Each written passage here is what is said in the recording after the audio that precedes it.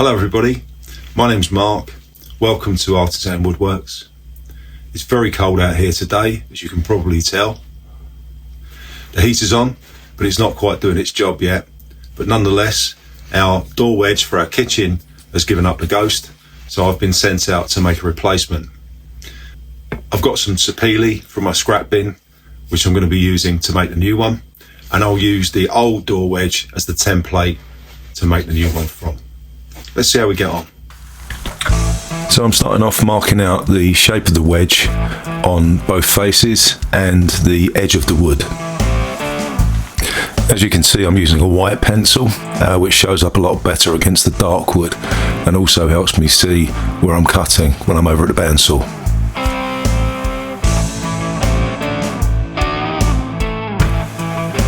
Here I'm using a square to finish off the line as the old wedge was split. And I want to make sure that the new piece is the correct shape. And here I'm rounding off the end slightly just to make it all a little bit more aerodynamic. Not really. Then it's over to the mitre saw to cut it to length. First making sure that we put on our ear defenders and eye protection. I've got several pairs of these scattered around the shop to make sure that I wear them. I should point out while you're watching this that my fingers are actually nowhere near as close to the blade as they appear to be here.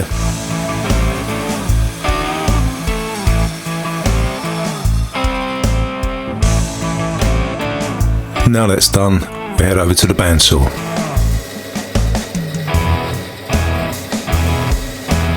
Just following the line there, and you can see the benefit of using the white pencil, which stands out really well. Sorry about the flickering on this shot, it doesn't last long though. I thought the best way to demonstrate what I'm doing here is to completely block the shot with my left arm. I'm actually making a couple of parallel lines on the bottom to mark out a small V cut, which will act as a divider between the sole and heel of the wedge. You'll see what I mean in a minute.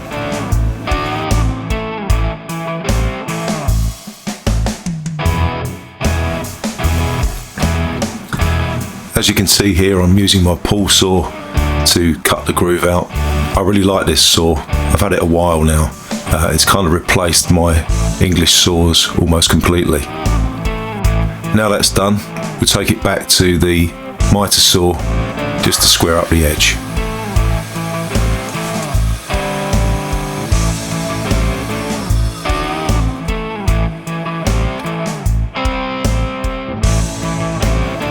Then on to everyone's favourite job, sanding.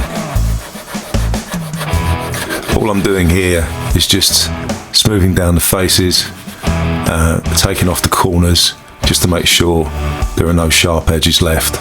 I'm only sanding down to 120 grit because it's going to live on the floor, so it doesn't need to be silky smooth. Here we've got some adhesive foam back tape, which I bought for another job a while ago. And it's very useful for things like this, and here will help stop the wood from scratching the floor.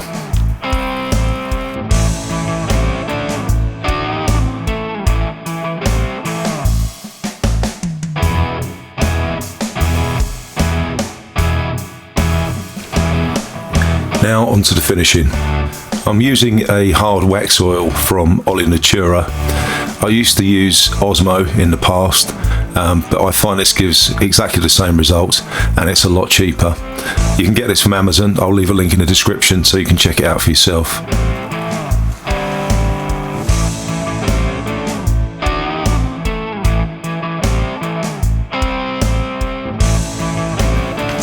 I'll wipe this on with a small piece of non-abrasive pad.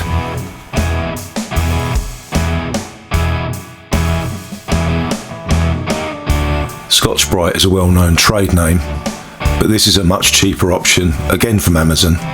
Link below as before.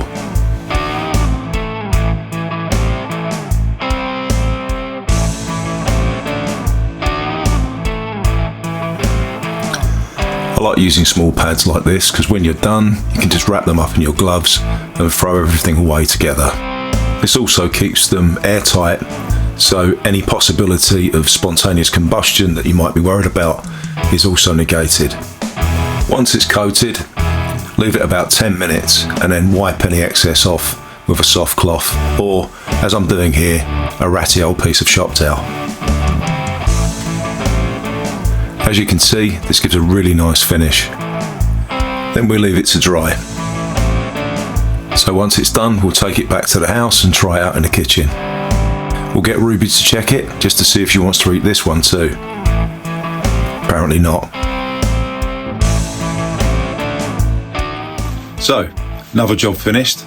The heater's now come on, so it's warmed up a little bit in here. But now it's time for me to say goodbye and go and get a cup of tea. Catch you next time.